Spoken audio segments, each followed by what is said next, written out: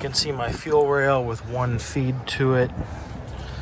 Got the fuel injectors hiding down there. Crossover in the front. Hey everybody, I hope you've had a great New Year so far. Mine's off to a great start. I've got a lot of big plans for the Caprice this year. We have a few plans for Parker's Mustangs. A couple of the other cars in our group have some plans, and I'm hoping to bring a couple new cars into the group, be able to show you them on the channel, and just make more awesome content for you guys. Moving forward this year, something that I really want to do is get into some more educational style content. I'd really like to start growing a community in Southern California and nationwide online. And as part of that, I think there's a kind of a barrier to entry on the learning curve getting into cars. And there are tons and tons of great YouTubers already making things a lot easier to understand. But I'd like to try to break a few things down. So over time, I'm not going to start in any one particular place. But over time, I'm going to start making a few videos here and there about how different things work. So something a couple of people have asked me about is the fuel system on my Caprice. It's pretty straightforward, pretty basic LS swap stuff. But I want to go over it. I'm going to go over some basics of EFI fuel systems and carbureted fuel systems. And I'm actually going to start with a couple diagrams on the computer before I get into what's actually on my car right now. So let's check that out. All right, everybody. So digging into this fuel system, there's a lot of moving pieces here. And so I'm going to try to go over them in a fairly brief overview. I'm going to start with an OE style EFI setup with where you have a return after the fuel pressure regulator, after the fuel rail. And this is really how the vast majority of modern cars are set up, including most modern hot rods that have an LS or a Coyote or anything like that in them. This doesn't really apply to anything that has direct injection going on. Some of those use a very high pressure mechanical pump, and that's kind of a different world by itself. But for those of you looking to get into cars, or who have bought a car that's already built, or want to soup up your 3rd gen Camaro or your 4th gen Camaro or a Fox body Mustang or anything that already has port injection on it, this is something that you really want to have a good understanding of. So digging into it, these are the main pieces of a basic OE return style fuel system. You have a fuel sending unit that's in your fuel tank. The fuel sending unit is typically going to mount the fuel pump. It's going to provide the fuel level to a fuel gauge, especially if you're dealing with GM stuff. Some stuff has a separate level sender. Most stuff is built into the fuel sending unit that sends the fuel to the engine. You're going to have some type of vent. In a factory car, there's a complicated evap system. Most hot rodders simplify or eliminate that. And the most basic that you could have is either have this capped off with a vented gas cap, or you could run it to a rollover valve, which is probably the ideal thing to do in most cases. From your fuel sending unit, you have a supply line. The big supply line feeds fuel to your fuel rail or to your throttle body injection setup. Even in a throttle body injection setup, there actually is a fuel rail and injectors. They're just typically well packaged. It's kind of disguised to look like a carburetor. So this still applies even if you're running something like a Holly Sniper. The fuel rail in turn supplies fuel to the fuel injectors, and the fuel injectors typically discharge fuel into the intake manifold, or in some cases pretty much right into the head and spray the fuel on the back of the intake valve. Basically, they're always mounted in the intake manifold or in a throttle bottle fuel injection unit. The fuel then passes to a fuel pressure regulator. Now, this is a super critical piece that is overlooked way too much. People cheap out on it. Don't cheap out on it. The fuel pressure regulator is what controls the pressure of fuel in the entire system. So if your system is set up to run at 60 psi, the fuel pump is creating pressure. It's sending a volume of fuel towards the engine, to the fuel rail. Now, if the system were just open, unrestricted, that fuel would just flow all the way back around in the tank via the return line, and you would have no fuel pressure. So the fuel pressure regulator is very critical. It has a spring and a diaphragm in it, and basically what it does is that spring will maintain a very constant pressure on the entire system behind it. So this whole part of the system, if your fuel pressure regulator is set to 60 psi, that's what this whole part of the system is going to be at. This becomes even more critical when you get into things like boosted applications. You have boost referenced fuel pressure regulators, where boost pressure actually increases the effect of that spring pressure, and your fuel pressure will climb to match your boost level. So if you start at 60 psi, which is a pretty typical aftermarket number, 58 or 60 psi, those are basically the same. If you start at 60 and you're running 5 pounds of boost, as you approach that 5 pound mark, your fuel pressure is going to creep up by 5 pounds. If you're running 15 pounds of boost, it's going to creep up all the way to 15 pounds. And that's done by having the boost actually press on the diaphragm and increase the spring pressure, basically. That's how most of those work inside. And from there, any fuel that's not needed in the engine, that's not needed to maintain that pressure, is allowed to bypass the pressure regulator and flow back to the tank. And I want to highlight a couple things here. There's a couple different styles of fuel pressure regulators. There are typical bypass regulators. It's what the majority of aftermarket people end up using. That's what I would personally recommend for anyone that's going to go over 450 crank horsepower with most builds. They tend to be able to handle more fuel flow, and they also tend to be able to be more adjustable, or simply be adjustable where other styles are not. In my case, I went with what's called a Corvette style fuel pressure regulator. It's a filter and pressure regulator in one. It's a part GM used on the factory LS1 Corvettes, the C5s, and it makes for a very clean install. It simplifies a lot of things, and I'm going to get into how that works in just a minute. Talking about fuel pumps for just a moment, though. It's important that your fuel pump be able to keep up with the horsepower requirement of your engine. A factory fuel pump might flow something like 60 or 90 liters per hour, depending on the application, especially if you're going from something like a 4-cylinder or a V6 to an LS. That's probably not going to keep up. But 90 liters per hour would probably be fine for a bone stock 4.8 liter or maybe a 5.3 liter LS. But you put a cam in it, you put bigger injectors in it, you're trying to make power with it and not blow it up, you need more fuel pump. You probably need at least 155 liters per hour as a good base. And if you want to make power, you're trying to make 400 plus power, just step up from there.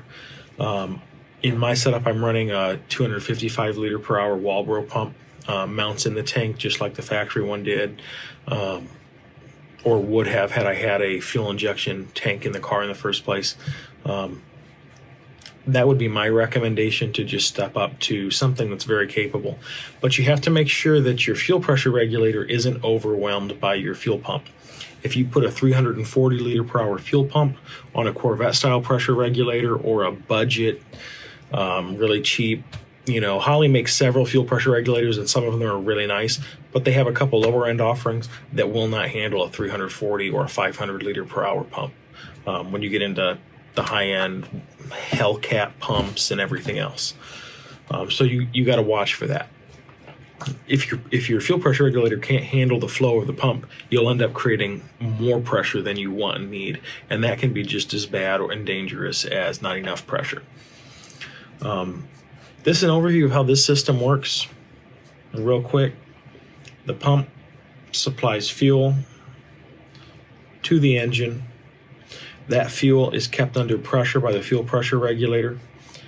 Any excess fuel is going to be bypassed back to the tank, and the injectors feed fuel into the engine in some capacity. Your vent line or rollover valve keeps the tank vented, so as fuel leaves the tank, the volume of fuel decreases. There's not a vacuum created in the tank, and so that when you take the gas cap off, it doesn't too badly at you. In theory, if you had a completely sealed tank, you could have the outside air pressure crush the tank eventually, but I honestly think your fuel pump would probably stop flowing correctly before that happened in most cases. Moving on right here to the deadhead style fuel system, or the bypass deadhead style. This is how most people would run a deadhead style. It's essentially the same, but we have moved the fuel pressure regulator. Instead of the fuel pressure regulator being after the fuel rail, constant fuel flow through the fuel rail, we've moved it behind the fuel rail so that pressure is still maintained in the fuel rail, but we're not having that constant flow of excess fuel through it. Honestly, this is easier to package most of the time. You only have one line that has to run all the way up to the front of the car. Some people will put the fuel pressure regulator like right next to the fuel tank. And in my setup, I'm running a Corvette filter regulator, which works like this setup. And it is back fairly close to the fuel tank. It's in front of the rear wheels, but not very far in front of the rear wheels. And it's not ideal because of that.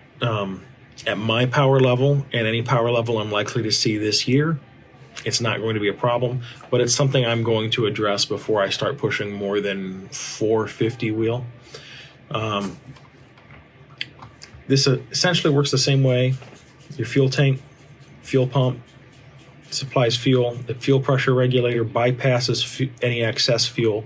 So the fuel pressure regulator and the fuel rail, which is still attached to this high pressure side, maintain that pressure. Instead of having an exit port, this fuel rail is simply capped. Everything else works honestly exactly the same as with a return style, but the fuel rail is going to have warmer fuel in it. The fuel pump may run slightly hotter because of it. I wouldn't expect it to run hotter because the fuel pump is still bypassing fuel. That's kind of a debate on the internet if it's going to run hotter or not. There is a third style of EFI fuel system that I'm not going to go into too much detail on because very few people run it, but it's possible to not have a return at all. Have the fuel pressure regulator be eliminated, and you'd have a fuel pressure sensor, and that sensor would control via like a PWM signal. It would control the fuel pump, and the fuel pump would basically increase or decrease in speed to maintain pressure. Those are finicky. They're traditionally not well loved and not extremely reliable, though there are a couple of high horsepower OE applications doing something similar. Most of those still involve a return. So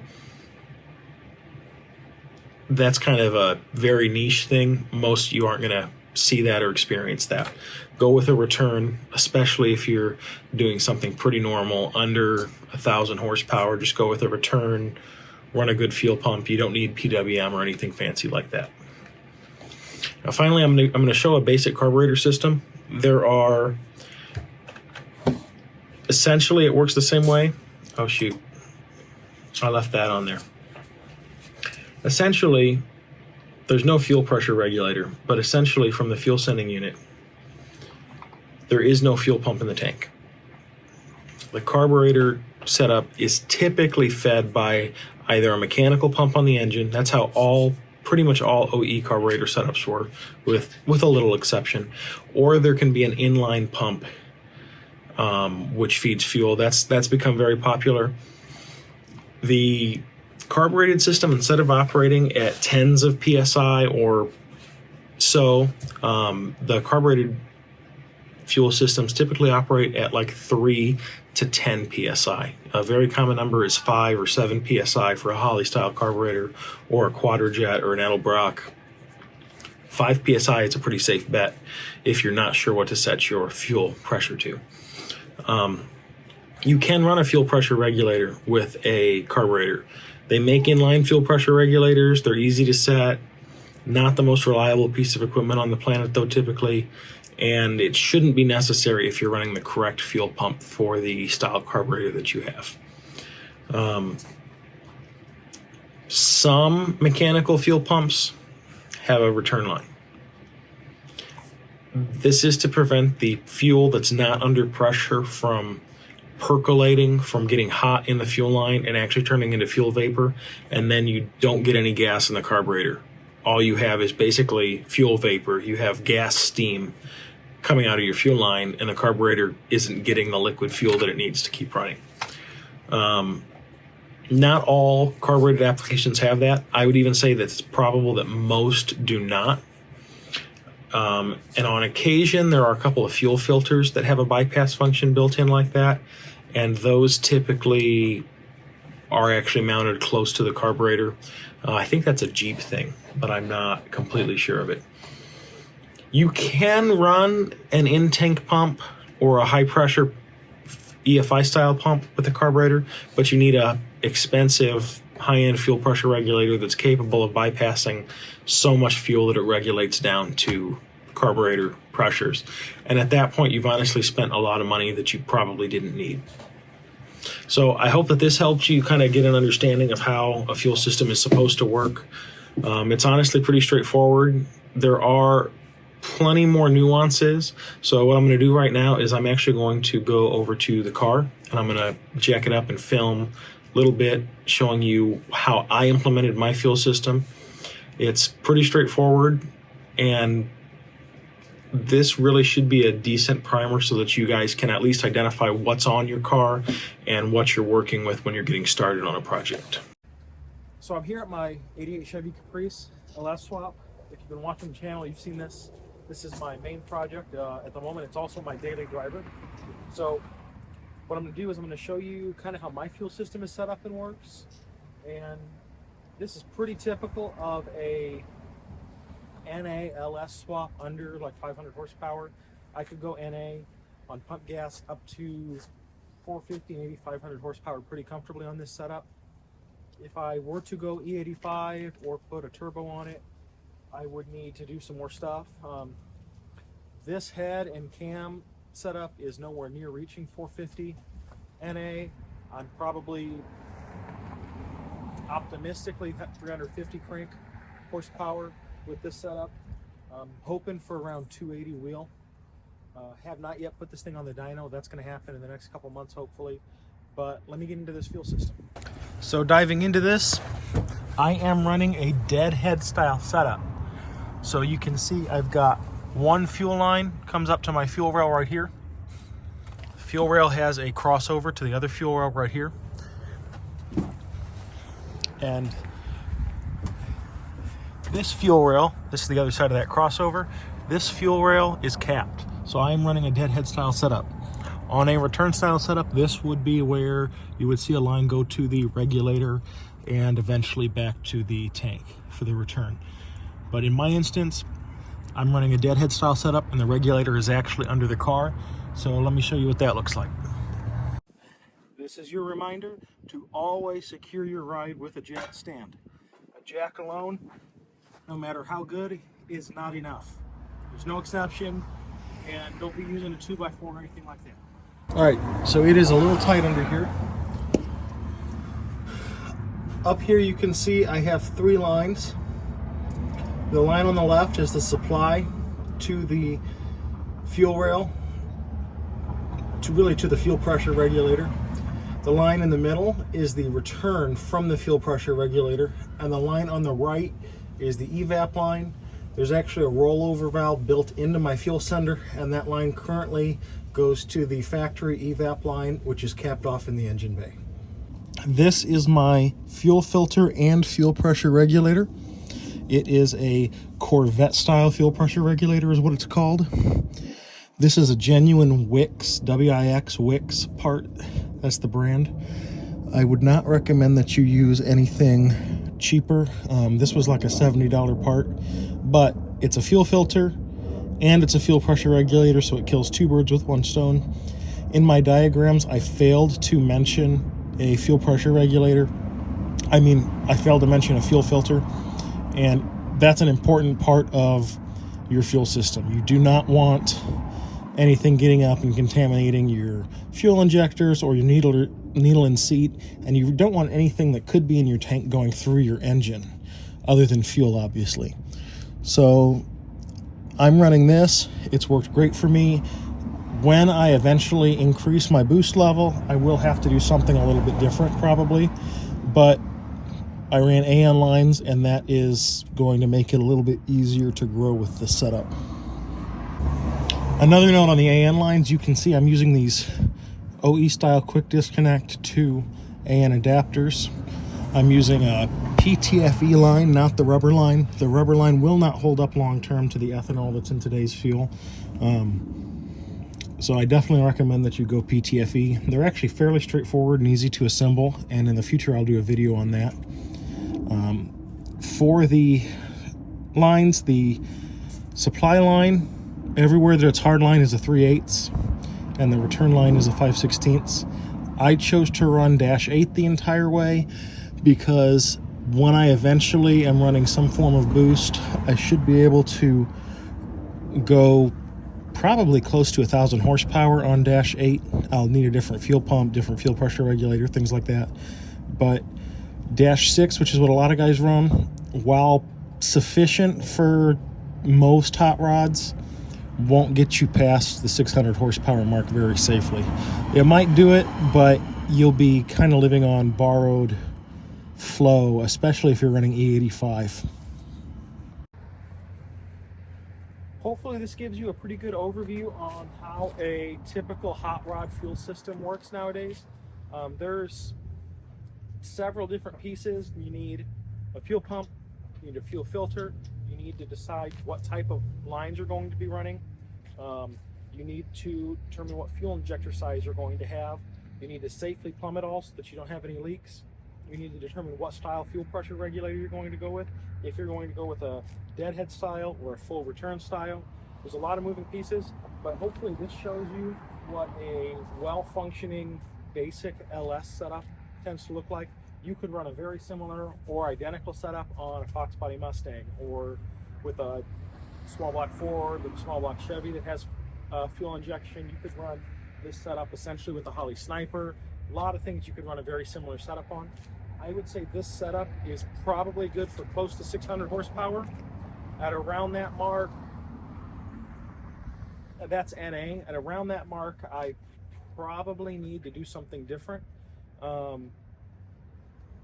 At about that point, it's the point where a lot of people tend to go E85 or water meth injection. At that point, you're probably going to use some form of power adder, whether it be boost or nitrous or something that's going to consume a lot more fuel than an NA setup. And so that's something you have to consider. When you're planning your fuel system, there's a few things that you need to know. Your intended horsepower level, if it's going to be naturally aspirated or boosted, and then you need to do some research on what fuel you want to run. E85 requires roughly 40% more fuel volume than pump gas. So if you're going to be running E85, you need that much more fuel pump and that much more fuel pressure regulator and everything to go with it.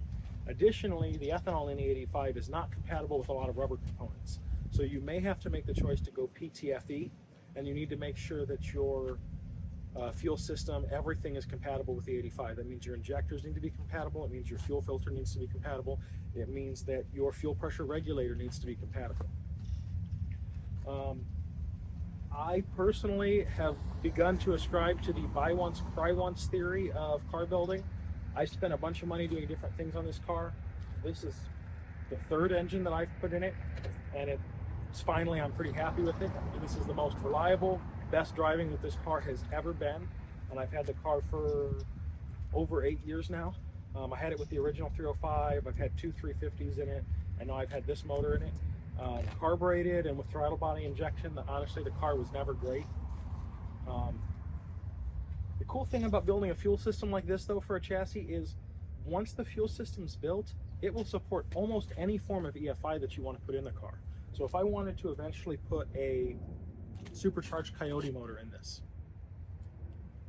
I'm good for 600 horsepower whether I have a supercharged Coyote or whether I have an LS. If I wanted to put a stock small block or a factory style small block with a Holly Sniper on it, this fuel system supports that.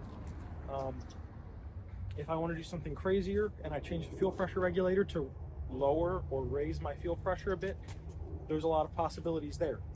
The only thing that I won't be able to do, you get into a little bit more complicated setup when you go E85.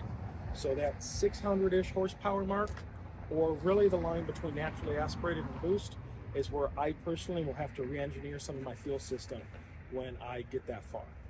But that's a couple years away, and for the moment, I'm very happy with what I have. So I hope that this gives you, especially anybody that's planning to do an LS swap, I hope that this gives you kind of a primer on fuel systems and a easy way to step into designing your own. I'd be happy to answer any questions you might have in the comments, make some more recommendations. There's honestly a ton of really good fuel system parts out there now, but definitely do your research. Make sure that you are confident that the setup that you're building is going to be able to deliver the volume of fuel that your engine is going to need, because running lean is definitely a nightmare scenario on something like this. If this video helped you and you want to see more stuff like this, give me a like and a subscribe. You can also follow me on Instagram or TikTok at LugnutLang. Thanks for watching.